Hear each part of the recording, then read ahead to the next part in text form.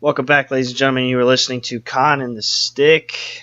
I am the Conn, Justin Conley, back here with Nick Smith, the Stick. I know it's been a couple of weeks since our last podcast. Just scheduling conflicts and different things prevented us from doing our weekly podcast. We want to try and get at it too as much as we can, but regular life gets in the way sometimes. College is tough sometimes, and sometimes you get a curveball thrown at you. You gotta handle some things, but we're back today, and let's get to it. Yeah, we're gonna keep. I know we're gonna skip a couple weeks, but we're just gonna keep with the current trend of we're gonna review Week 9, do a middle segment. I think our middle segment this is. We're heading into Week 10. The playoffs are starting to come. We only got 7 more weeks. Man, this football season has flown by so far. We're going to give you our projected seeds for both the AFC and the NFC, and then we'll give our week 10 predictions. So without further ado, let's jump right into it. And I think there's no better way to start off than the fantastic game that we saw down in the Big Easy, the New Orleans Saints ending the undefeated streak of the Los Angeles Rams. Now there are no longer any undefeated teams, preserving the 1972 Dolphins. But man, what a game that was! Oh, phenomenal game. Both offenses were really firing. Drew Brees lighting up probably the top defense in the league right now. The Rams have been playing great on both sides of the ball, but Drew Brees just showing again why he's just another MVP candidate. Michael Thomas goes for 200 yards. Just a great all-around game by that Saints offense, and they really contained. Todd Gurley had an okay game, but they contained him better than most of the other teams, and that was probably the key to the Saints' victory. Absolutely. I mean, the Saints, if there was any offense I thought in the league that could have contested the Rams' defense, it was definitely the Saints, and we saw them all day. I mean, when you put up 45 points against one of the best, if not the best defense in the league, and you're doing something right offensively. And the Saints might just have the most dangerous offense in the league right now. Probably, yeah. Just talking offensively speaking, yeah, they have a top 5 receiver right now, Michael Thomas. He's playing phenomenally each and every week. They got 2 great running backs. You got a Hall of Fame quarterback, and they have a great head coach that also helps a lot. And they're just clicking every week. I feel like you can always rely on the Saints offense to produce 20 plus 30 points almost every game. So the Saints, they're one of the best teams in this league, and they showed it on Sunday why they are. Yeah, and now all the momentum has switched into now the Saints could be the best team in the NFL right now. I know we were saying for weeks, this Rams team is not going to get beat. They're not going to get beat. Well, this was the week. And, the Rams, they've had the Seahawks this week, but in 2 weeks they got to play Patrick Mahomes and the Kansas City Chiefs, which is definitely a matchup I am really looking forward to seeing. We'll go to Thursday night. Something you don't expect guys to just from the practice squad get thrown in there at quarterback and play the way that Nick Mullins played. I mean, I don't know if you watched any of that Thursday night game, but I saw some of it. Yeah. I was really impressed with what I saw from Nick Mullins. Yeah, I mean, you're playing against a Raiders defense that there's just holes all over the place, but I mean, he was making smart throws, throwing on the run.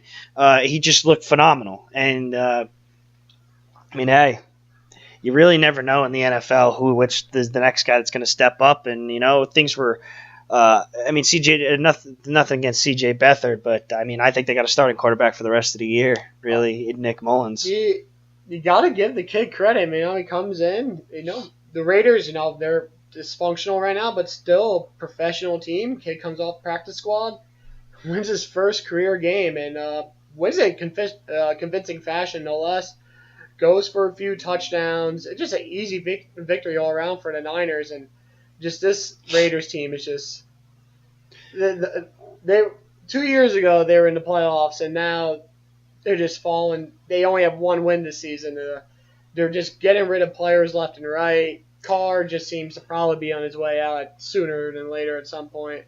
You talk about tanking. I mean, it looks like tanking at its finest. Yeah, pretty much, yeah. Just they're starting running backs out. They trade away their best defender, their best receiver. It's tough to win like that, and it's just going to be a tough season. And they're going to have a top 3 pick, probably definitely going into the draft. And But you know what? It's a good win for the Niners. A good win for the young guy. And you know what? Hopefully keep the momentum going forward into the following weeks. Well, they do have the Giants this week, so I mean it could benefit in their favor. The Giants defense. Not terrible, but definitely the momentum could swing in your way with the way the Giants offense is playing right now. So, and I mean, Falcons continuing to make up the hole that they were in. 38-14, an emphatic win there in Washington. I know we said Washington was going to keep the momentum going. I mean, I would think it's. I had the Falcons winning, but a nice win for them. The Vikings. Dalvin Cook comes back, runs for 85 yards on 10 carries. I was impressed with that. And why don't we talk about a Patriots Packers game that lived up a little bit to the hype. But I mean, the Patriots, slow starts to the season. You don't know exactly. You think that this team is finally losing its edge, and they come back strong, dismantle the Dolphins. Win a great Sunday night game against the Chiefs, and now a Sunday night win against Aaron Rodgers and the Packers. I mean, the best team in the AFC? Right now I have them second best team in the AFC. I still think the Chiefs are better right now. They're just firing every week. I feel like they're blowing teams out. But you know what? The Patriots are on a six-game win streak. They should coast and win that division. Dolphins are 5-4, but the Patriots, they're not going to lose more than 2 or 3 more games this season, so I think they should be safe there. But you know what? Yeah, like you said, going into this game, Brady, Rodgers, probably 2 of the best quarterbacks we've ever seen go at it. And the one has the 5 rings, and the other one has basically all the talent in the world. He has the super strong arm. He has legs behind him. He can run. But you know what? He only has to have 1 championship ring. And you know what? Sometimes it's just a mental thing or a clutch thing at the end of games, but the championships, I guess, give you that little extra ego and that little extra, and Tom Brady just always finds a way to win. You can have all the talent in the world, but you also got to be a winner. You know what? Tom Brady, I think, has a little bit more of both, and I don't know. That Packers team, there's a little bit of dysfunction there, and they actually have a losing record right now this season, so they're going to need to step things up quickly if they want to make the playoffs. They got an easy matchup, I think, in my opinion, against the Miami Dolphins. So, with that being said, let's address the elephant in the room here. A 13-6 win for the Dolphins at home against the Jets in what could have been the worst football game I think I've ever seen in my life. The crazy thing is, there was not a single offensive touchdown scored in 16 minutes of play. And it was just awful to watch. Like, we were watching the game together, and we were turning on the red zone because the game was that bad.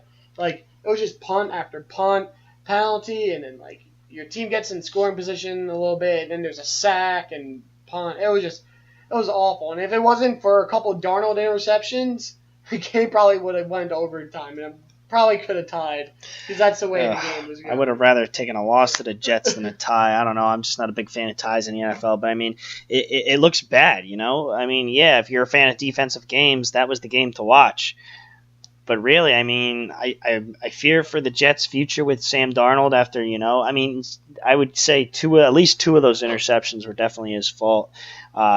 I know they were saying that the bad snap affected it, but I don't really buy that. It throws off the timing a bit, but he had enough time to see where he was throwing the ball, and where the guy he was throwing to was covered anyway. So that's a poor decision. Like the snap doesn't help, but if you have a bad snap, you shouldn't be forcing that ball anyway. You should just throw it away, live to play another down. But you know what? He made the poor decisions, and when you turn the ball over 3 times or so, however many he did, you're not going to win many games, especially when you don't have the playmakers like the Jets don't have. And, I saw the struggles of Miami's offense as well. You don't have Ryan Tannehill. That limits your playbook, and I know exactly a playbook that I know that Adam Gase, it's limited because he likes having Tannehill. He loves the opportunity that, sometimes he can run. You can roll him out a little bit more than Brock Osweiler. But, I mean, really, for the first time this year, I saw Brock Osweiler just going back to really Brock Osweiler. I mean, he looked fantastic against the Bears. He looked okay against the Texans. He played one more. I'm drawing a blank here. Who else that they played in that stretch? But Not sure. regardless, the Detroit Lions, he didn't look too bad in that one. But the thing is that, you just it limits what Adam Gase wants to do when he doesn't have a guy like Ryan Tannehill who has that ability to use his legs. And that hurts because, Brock Osweiler, I mean, he's not a mobile quarterback in any sort of the way.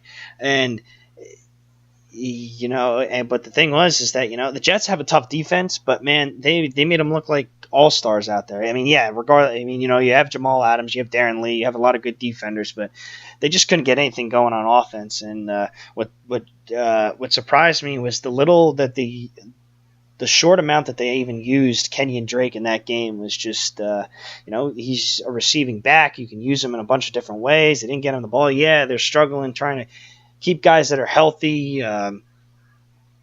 Definitely Albert Wilson being hurt really hurts you, but I don't know. Adam Gase needs to figure it out because, you're playing a Packers team next week that they're going to come out there and they're going to put up 20-plus points against your very young defense, so you're going to have to step up. If it wasn't for the 4 interceptions, I think the Jets would have pulled out a win. But yet again, very ugly game. I mean, in the sense, but a win that I'll always take, regardless how ugly it is, against a team like the Jets. Chiefs and the Browns, no surprise there. 37-21 Chiefs. Steelers on the road get a win against the Ravens. Big, separate themselves back into the first place in the AFC North. Yeah, no, that's a big game. Yeah, like you said, just separating themselves. And the Bengals are still right behind the Steelers, but now with the injury to A.J. Green, they could be a big blow to the Bengals offense. So if the Steelers could keep this roll going, they might be able to just get themselves enough cushion to really win that division. Because right now, Ravens are 4-5. They're on a spurt. They start off the season well, but I'm very interested to see how this whole Le'Veon Bell situation ends up. I mean, with the way, right? I mean, with the way Connor's playing awesome right now. Like, are you gonna bench the guy who's been playing the whole season? Like, yes, Bell's a superstar, but he hasn't played all season long, and who knows how his teammates feel about him. So, gonna be a very interesting scenario when Bell does decide to sign that tender, which they think is gonna be soon, because I think he has to do so before week 10 or so if he wants to play this year. So. There's still a lot to go around in Pittsburgh. It's going to be very interesting to see how that whole dynamic really plays out to end the season. Yep. Couple other games. Panthers stopped the Fitzmagic comeback, 42-28. Chargers hold off, pull out a win in Seattle on a last play. Went to there was a pass interference on the last play of the game, giving the Seahawks an untimed down. Russell Wilson rolls out, almost hits his man in the back corner, drops it. Stuff like that happens. The Seahawks are in a better position, I think, than we had them. Oh, definitely, yeah. Earlier, but I expect them to be 4-4. Yep. Texans squeeze one out in Denver, 19-17 on a missed game-winning field goal by Brandon McManus. And let's go really to Buffalo. And one thing I really want to address is, you get blown out 41-9, and it's on the play of your quarterback, Nathan Peterman. I mean, yeah, he doesn't have a lot to work with, I mean, yeah, he has Calvin Benjamin, he has LaShawn McCoy, an uprising guy in Zay Jones. But, I mean, one of the most interesting things this week was E.J. Manuel, former Bills quarterback, I think second or first round pick. I can't remember which one he was, but he was the first quarterback taken off the board. I believe Geno Smith was not too far after him. Yeah. I believe that was the second round. I don't think there was any. Geno was taken in the second round. I do know, so no quarterbacks were even taken in the first round that year, but I know E.J. Manuel was the first guy off the board, and he I don't have the full thing, but his basis of it was he doesn't like to talk about his time in Buffalo, but he can't believe that he's sitting there without a job. But a guy like Nathan Peterman can be a starting quarterback and throw 4 picks a game. And I can't help but agree with him. I mean, you can't possibly tell me that in Buffalo, and if you're Sean McDermott, that you can't find another guy to fill that role. Anybody. You know what? Maybe Derek Anderson gets hurt. I think Derek Anderson got hurt. So Nathan Peterman has to step in.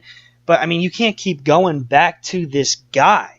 I certainly agree, because you got look at the Niners. Just example, you got the guy Nick Mullins coming off the practice squad. He goes in there and throws 3 touchdowns. Has a really good game. Of course, it was against a Raiders defense, but how many times do you get to see awful game after awful game from Peterman until you just cut the guy? Like, he's shown you at least a handful of times that he just cannot produce in the NFL. Multiple games with 4 or more interceptions. There's definitely guys out there that could definitely do a better job. So I'm on board. I 100% agree with E.J. Manuel. Do I think E.J. Manuel is one of the most talented guys? No, but is he better than Peterman? Absolutely. Yeah, he definitely is. I mean, I understand where the Bills are coming with. You're struggling at quarterback. You don't have Josh Allen back yet. He's been out. And you don't want to spend too much, to go and grab a quarterback, because he's going to come back. That you want that guy to be your franchise guy.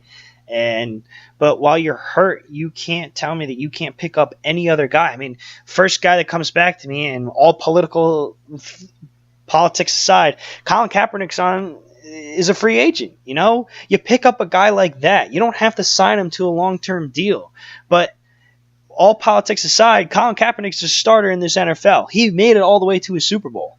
And so in the Bills' mind, I don't know what Sean McDermott or the GM, I don't know the name of the GM from Buffalo. Sure. But I mean, I don't know how long Josh Allen's out for, but you better hope he comes back soon, because you can't keep going to this guy that keeps throwing 4 interceptions a game.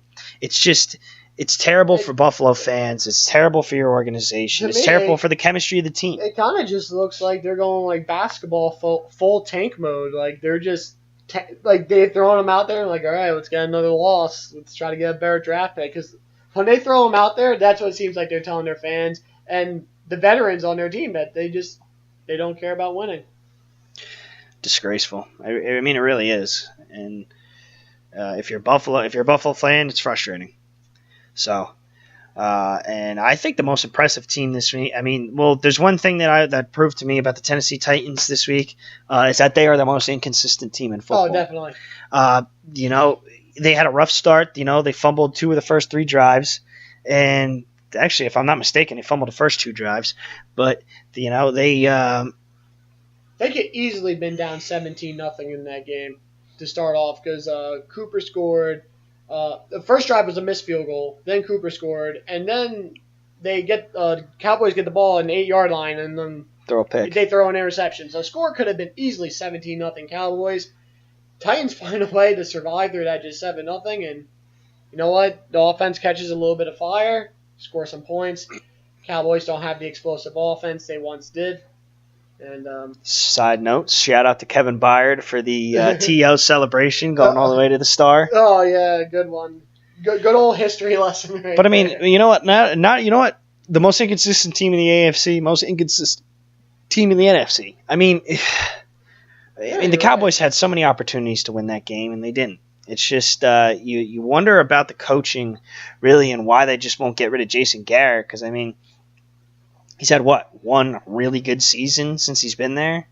Yeah, Dak's first season, I think. 2 years ago when they went 14-2. It's time to make a coaching change there. He hasn't produced. He hasn't really done anything that's spectacular. This is an 8-8, 7-9 in that range team every single year. And at that point, you just got to say, hey, we got to change the coaching staff, because it's just not working. At least he's the second longest tenured coach on the same team. Behind Marvin Lewis, but at least Marvin Lewis has made a few playoff games. He hasn't won one, but he's been there. So it's just concerning to me, and I know Jerry Jones is backing him up. But at some point you got to sit down if you're Jerry Jones and say, hey, I'm going to start losing ticket sales if this is frustrating enough for my guy. So a coaching change, I think, is needed for Dallas, because the talent's there and they're building around it. But it's just not enough. I believe that is it for the games from this weekend. So let's get into our playoff predictions, because we're heading into week 10. We got a good feel for these teams, where we think they're going to get seeded. So let's start with you, and let's start with the AFC. Who do you got as your Start with number one AFC seed? right now, just because their offense looks phenomenal and they're dropping 40 points a game. I'm gonna go with the Chiefs with the 1 seed. Mahomes right now MVP candidate. Tyreek Hill, Travis Kelsey, Kareem Hunt, all playing phenomenal. Just the offense is just so explosive. I don't know if many teams can really keep up or stop that right now.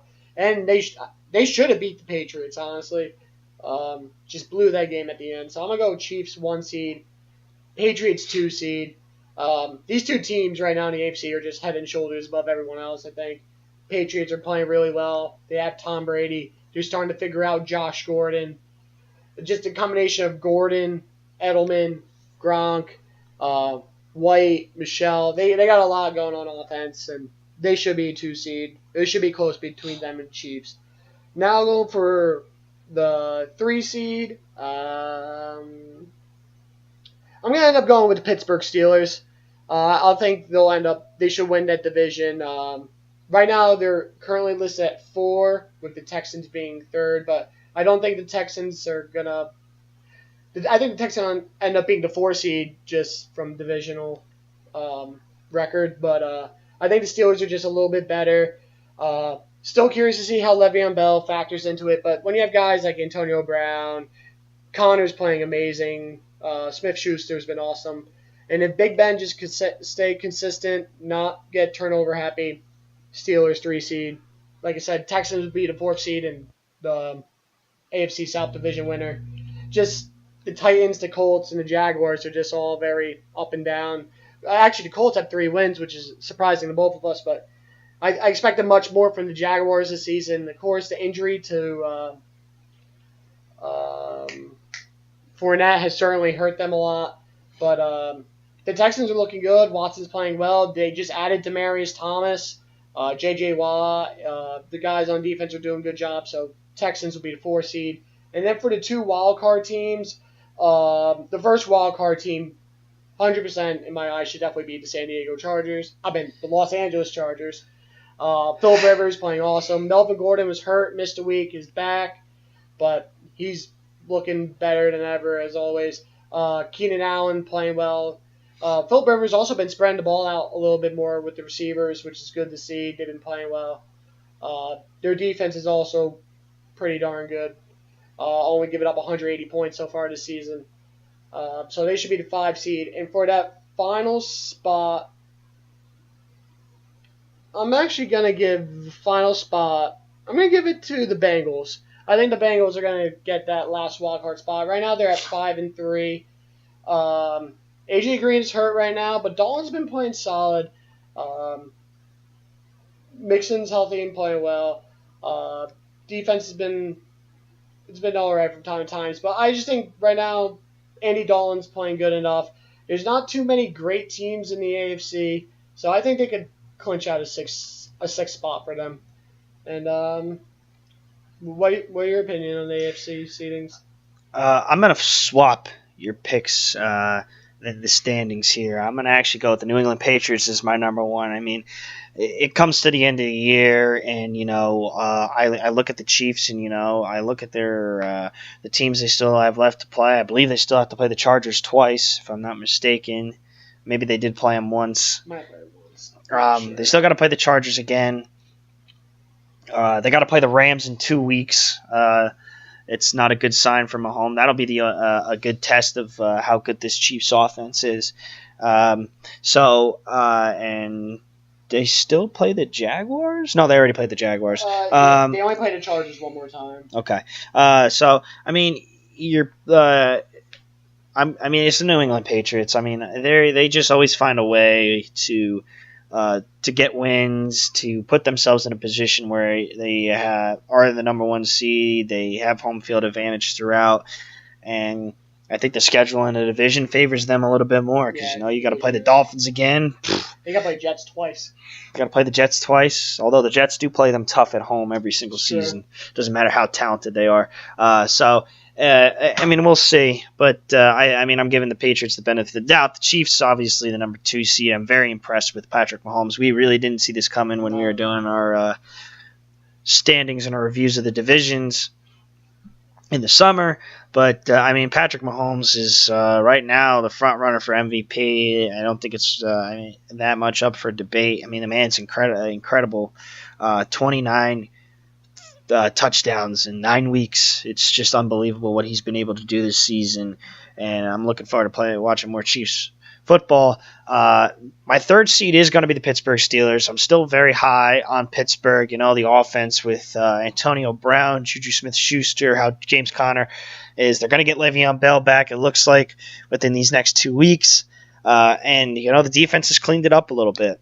Joe Flacco, I'm pretty sure for most of the season, has been throwing really well, and Pittsburgh held the Ravens' offense in check this week. So, I'm still sold on the Pittsburgh Steelers, and I think that they have the squad to even make a deep playoff run. That was my team to win the AFC at the beginning. I know we didn't do Super Bowl predictions, but my Super Bowl prediction were the Steelers and the Saints, and that still might happen with this talent. I'm giving the benefit of the doubt to the Texans. They've been able to turn around the 0-3 record, make it 6-3. Winning 6 straight games is very hard in the NFL, but they've been able to really do it. A lot of close games, too. Yeah. Yeah, this was a great game in Denver. Demaryius Thomas gets revenge on a team that traded him, and with like you said, the inconsistency in the AFC South, the Jaguars, the struggles on offense, and even defense, which we didn't really see coming at all. The Colts being the Colts and the Titans being so inconsistent. The Texans should win. The 5th seed, the Chargers, they've just been playing. It's tough to keep pace with the Chiefs. We still could end up seeing the Chargers win the division, honestly, if the Chiefs lose a couple of games. Yeah. Only 2 games back. Phillip Rivers is playing some of his best football. Melvin Gordon has had a terrific season so far. He's one of the best. He's definitely a top 5 running back, I believe, in stats. Yeah, I think so. He's been a great dual threat running back, and the defense has done, just enough to put them in a position to win. And so, Rivers is showing one of those elite quarterback traits that he can throw the ball wherever he wants, and he's going to make completions. He's got Keenan Allen, Tyrell Williams has been really big for him, Mike Williams. It's tough when you got 2 Williams on the same team. And even without Hunter Henry, the Chargers, have really been playing really well ball. And because Hunter Henry was one of the best young tight ends in the league. It was tough, but still got Antonio Gates. Yeah, and he's still trucking. 2 old tight ends, him and Virgil Green. So I give them the 5th seed, and then I was going to go with the Bengals, but you took the Bengals, so I want to be a little bit different. Tennessee Titans pull it out. They play the tough teams tough. They play the bad teams bad. And so I think that's going to benefit them later in this year. I think that, that's a team that, with Marcus Mariota at quarterback, they'll find a way to pull it out. 9-7, it seems to be the mark for the Titans, and 9-7 in the AFC is good enough to make you in the playoffs. So I'll start with the NFC. Even though we saw the Saints beat the Rams by 10 points, 45-35, I'm still going to go with the Rams as my number 1 seed. I think the division play favors them better in the long run. They play Seattle this week, which I think that they should win and get a sweep. They should honestly sweep the division this year with the talent that they have around them. But with Sean McVay calling those plays, the amount of talent you have at the receiving position, Jared Goff at quarterback, and obviously might be the best playmaker in football, and Todd Gurley. Wade Phillips defense. It's a no-brainer for. Not really a no-brainer, but I still see the Rams winning that 1 seed, maybe even going 14-2, maybe drop one more. But not far behind them will be the New Orleans Saints at the second position. Just a matter of, I mean, this is such a talented team, like you said, Hall of Fame quarterback for sure, and Drew Brees, my two-headed monster, Alvin Kamara, Mark Ingram, and then Michael Thomas, and the Saints could get Des Bryant. That'll be huge, even with the way that Traquan Smith has been able to play these last few weeks. I mean, the Saints are just so good, and the defense does just. I mean, the defense hasn't really been that great, but when you're the Saints, when you have the Saints offense, it's just a different animal. So with the third seed, I sat there and I debated a little bit between a couple teams on which way this can go. And up in the area, NFC North really makes it hard, but I'm going to go with the Minnesota Vikings. I mean, I'm not worried about their record right now, 5-3-1. I think that they're going to hit a late game stretch with Kirk Cousins at quarterback. The way that Adam Thielen's been able to play has been remarkable and great to see, from an undrafted guy, a guy that barely got any D2 offers, really step into this role and just absolutely kill it. The Minnesota Vikings still have a lot of talent on defense, and they've shown that the last couple of weeks. 1-2 punch, really, and Dalvin Cook coming back, and you get that 1-2 punch of him and Murray. You still have Stephon Diggs, excellent receiver. Kyle Rudolph, a pretty okay offensive line. I'm not worried about the Vikings one bit with the record, and I think that they end up winning the NFC North. And then the fourth seed, somehow, some way, they're going to pull it out. The Philadelphia Eagles, defending Super Bowl champions. They haven't played the expectations that we all thought they were going to play. I know we sat here and we were like 12-4, 11-5. I mean, it doesn't mean. I mean, it's not far. I mean, they have to win a couple of games in that stretch. They got Dallas this week. That's a tough division game. But Carson Wentz is still really good. They add Golden Tate, which is going to be really interesting to see. They were just coming off a bye. They add him to that receiving core. They'll get it together, and the defense is going to figure out its way, and they're going to make the playoffs, that fourth seed. Fifth seed, no doubt in my mind, is going to be the Carolina Panthers. They're not good enough to win the division. I mean, they are, but with the Saints, the way the Saints have been playing, I don't see them winning the division, but they can be a really strong 5 seed and can make a deep run in the playoffs with the way that they've been playing under Cam Newton. Him and McCaffrey have just been playmaking machines. We've seen a lot from Curtis Samuel this season. They still have the best middle linebacker in the league, in my opinion, in Luke Kuechly. As long as they fix the secondary stuff, that's my fear with the Carolina Panthers and playing the Saints, especially if the Saints add Des Bryant. They're good, but not good enough to win the division, so the fifth seed seems right for them. They actually could make a deep playoff push. They're a very good team. And so my sixth seed, I know, is going back to the NFC North. It's the Green Bay Packers. If there's one thing that Aaron Rodgers and the Packers have been able to do, it's run the table.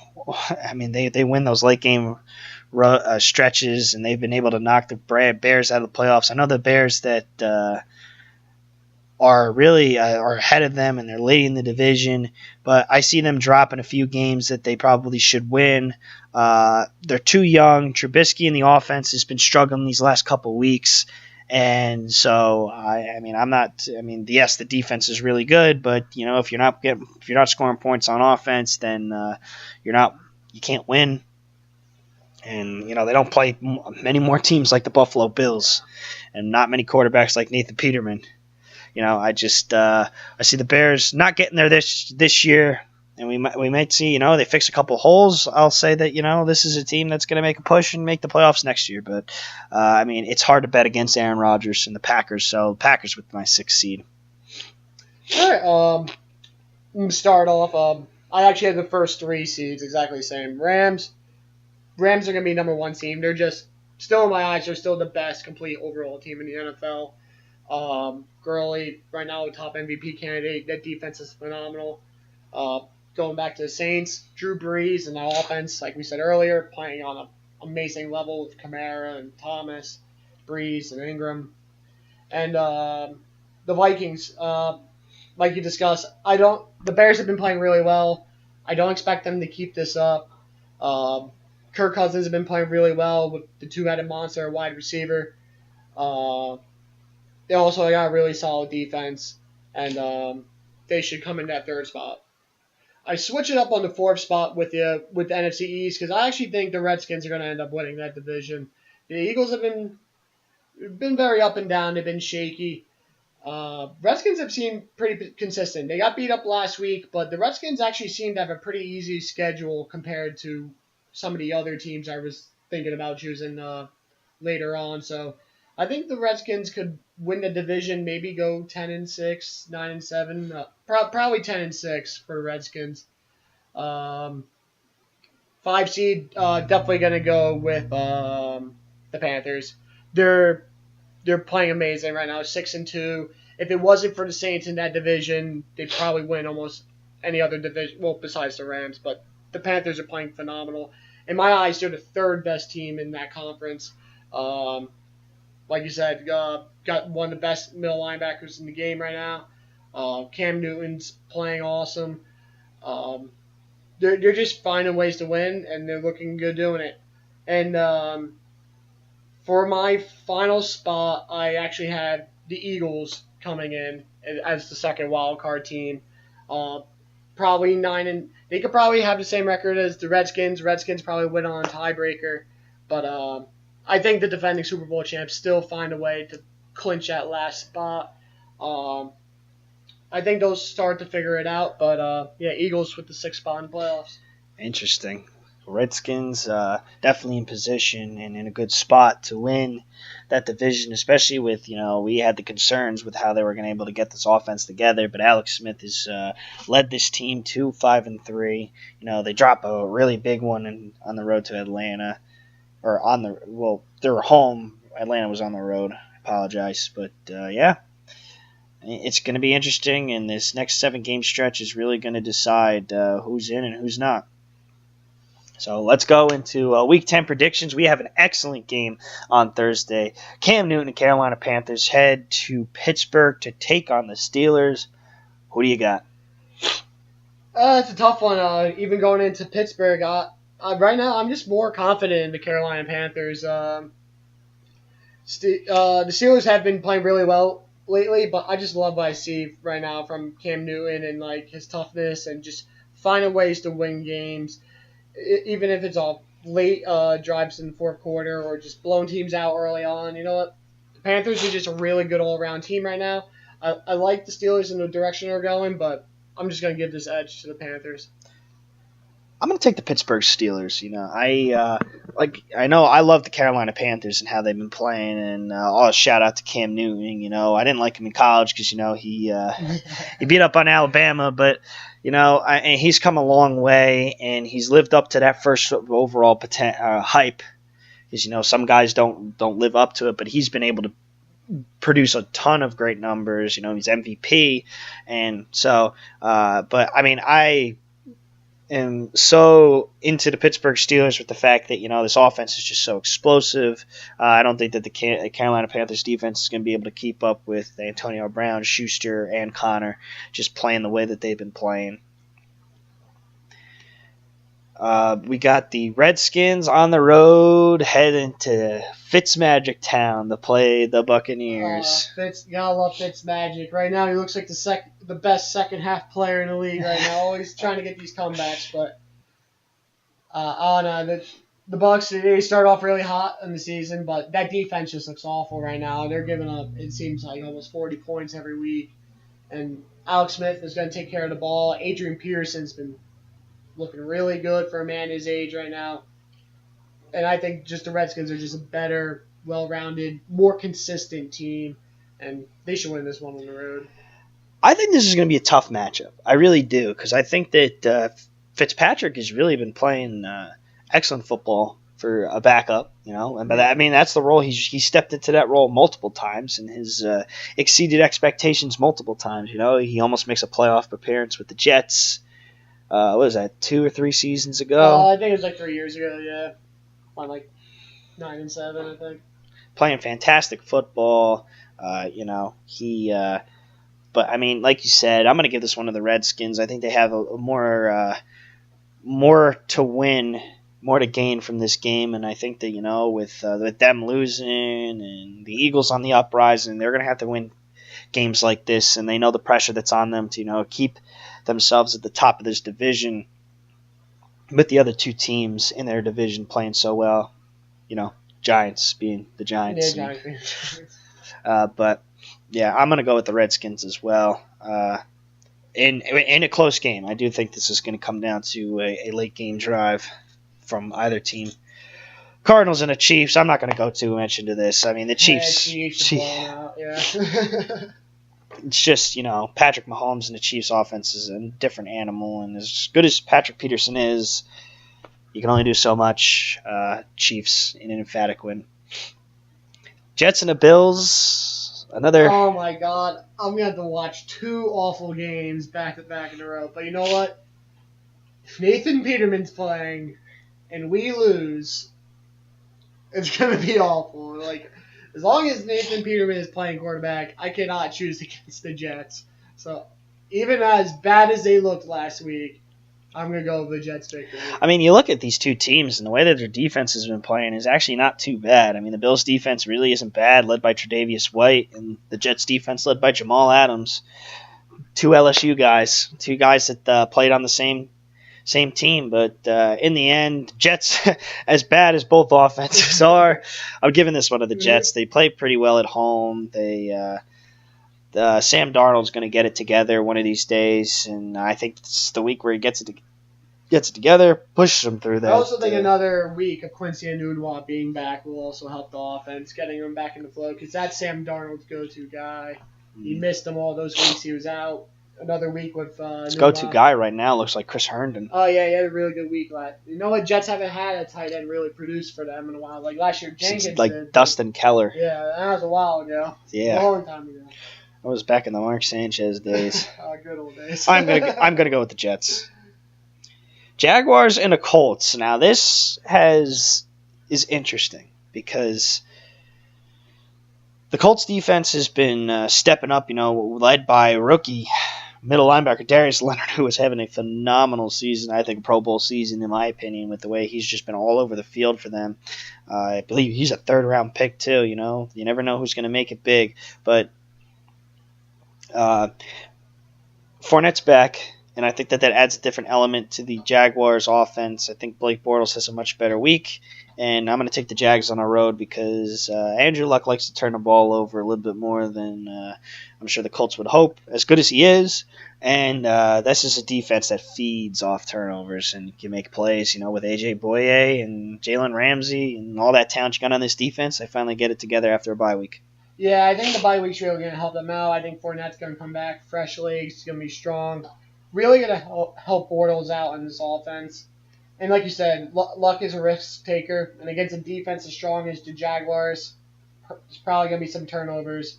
Even as badly as the Jaguars have been lately, I think this is a game they got to win. They got to pull this one out. At least give themselves a chance of really trying to make a push at that division. And it starts this week, and I'll give Jaguars a victory.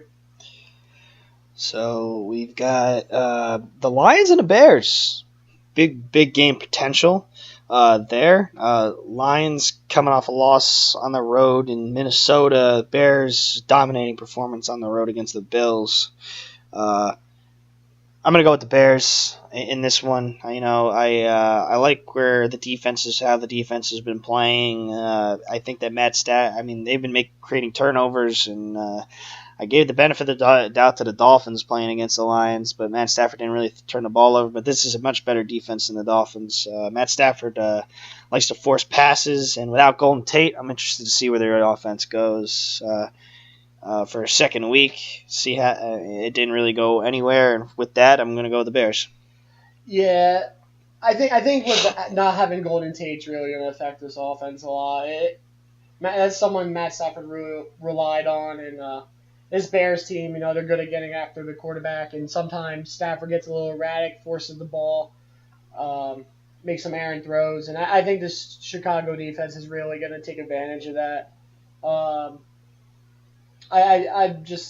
This Detroit team also been very inconsistent, and I think the Chicago team, with the defense the way they're playing, I think they should be able to pull this one off. I'm not huge on Trubisky. Don't like he has his weeks from time to time, but I think the offense and I think maybe Tyreek Cohen, if they get him going a little bit more in the passing game, will certainly help out the Bears. But I'll give the Bears this victory. Saints coming off a huge win, riding all that momentum heading into Cincinnati, take on the Bengals. Without A.J. Green, I mean, your offense is limited.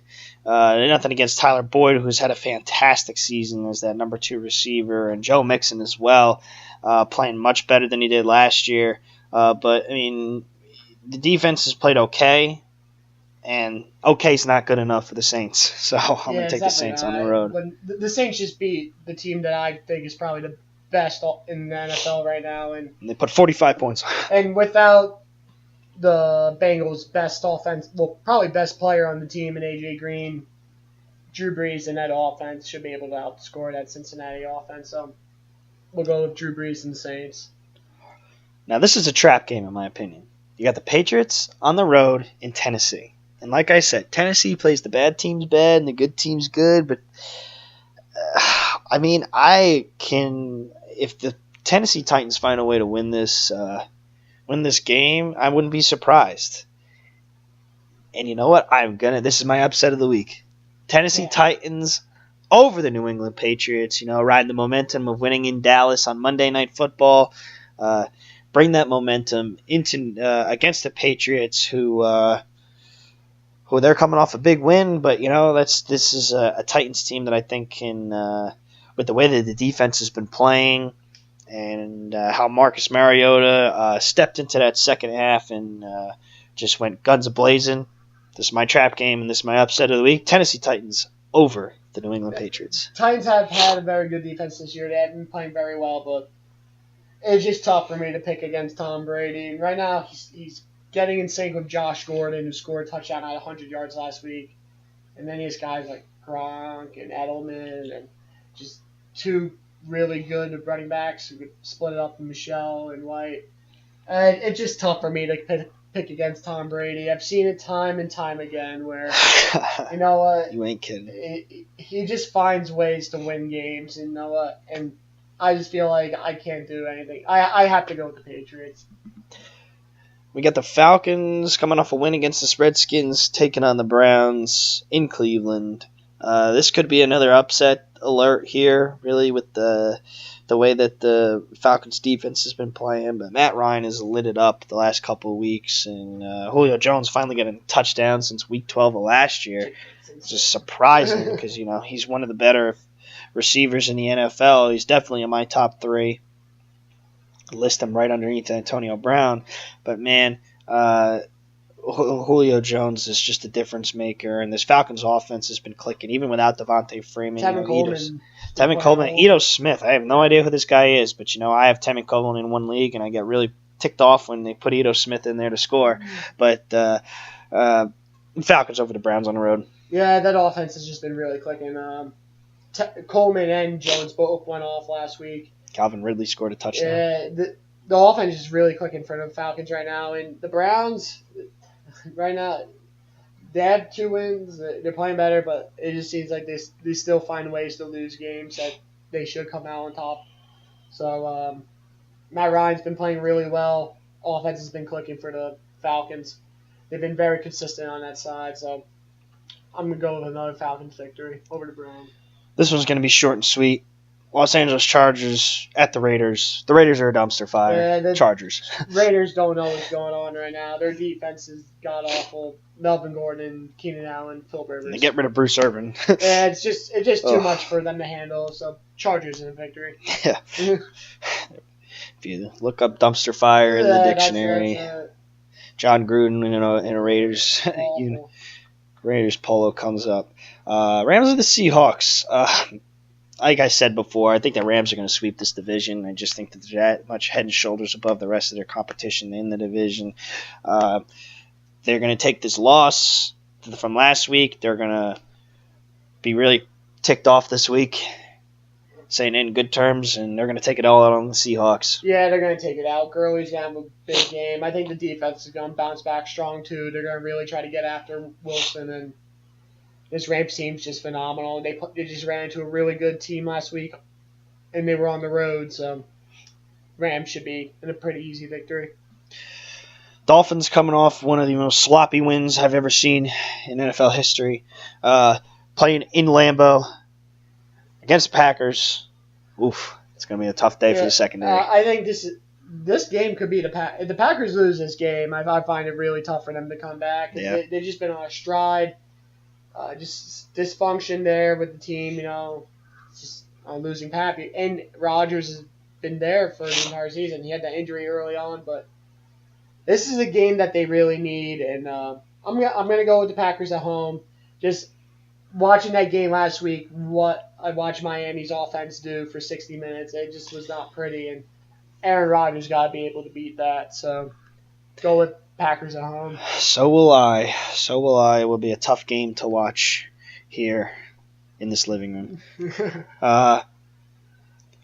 We got the Monday night game. Cowboys going to Lincoln Financial to take on the Eagles. I think the Eagles have had a lot of time to prepare for the Cowboys coming off the bye week. I'm really interested to see what Golden Tate does in his first game with the Eagles. We saw Demaryius Thomas in his first game with the Texans play really well. We saw Amari Cooper score a touchdown. He played all right. Yep. Amari Cooper scoring a touchdown for the Cowboys in his debut.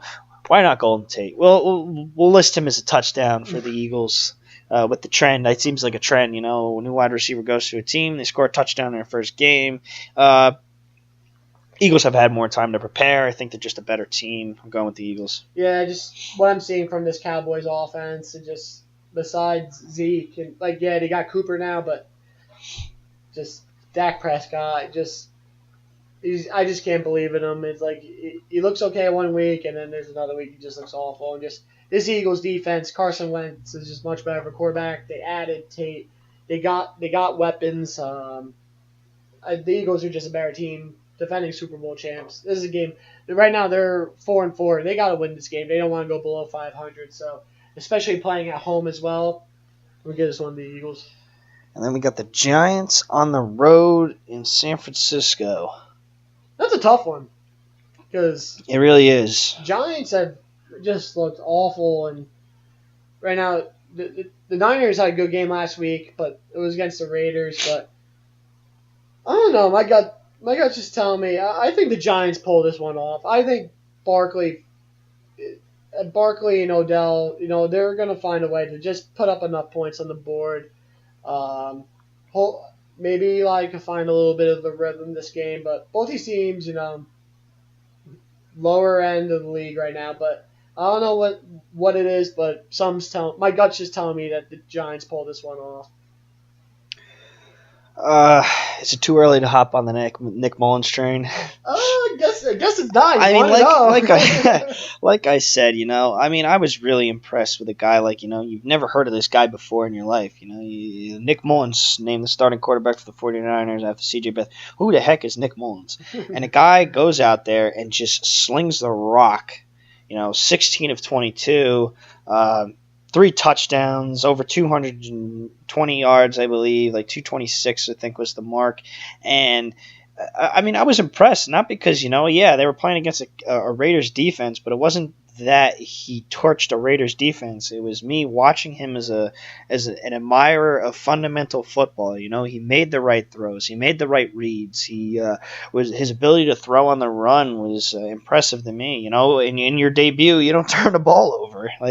That's the biggest thing. And, he only threw 5 incompletions, if I'm not mistaken. So, with the way that the Giants have been playing, I think they play a much worse defense than they've been playing the last couple of weeks. But, I'm going to give this one to San Francisco because I'm just so uncertain with the Giants. Although I might this is a tough one. Oh, man. I might be second-guessing this one. Oh, boy. Because I think that Saquon Barkley is going to run all over this defense. But the way Eli's been playing, I'm going to stick with San Francisco. I'm going to stick with my gut here. So it's a game of two guts. My gut says Giants, your gut says Niners. So my gut says Niners, but Saquon Barkley is just a different animal. He's just so good. I haven't seen a running back like him come into the league. just with Right the off the overall bat, right yeah. right off the bat. I mean, and it doesn't even seem like he's having that good of a year because the numbers haven't been that impressive. But if you watch this kid play, it's just he's I've never seen a running back with a more perfect combination of size and speed, and I haven't been able to see someone cut like that since Barry Sanders. It's crazy. He's just an animal. Uh, and in a couple of years, I think this is going to be the best running back in football. So that'll do it from Conn on the Stick here with our podcast. Like we say, we apologize for the 2 week absence. Things get crazy. His schedule is a little bit different than mine, and some days I work late.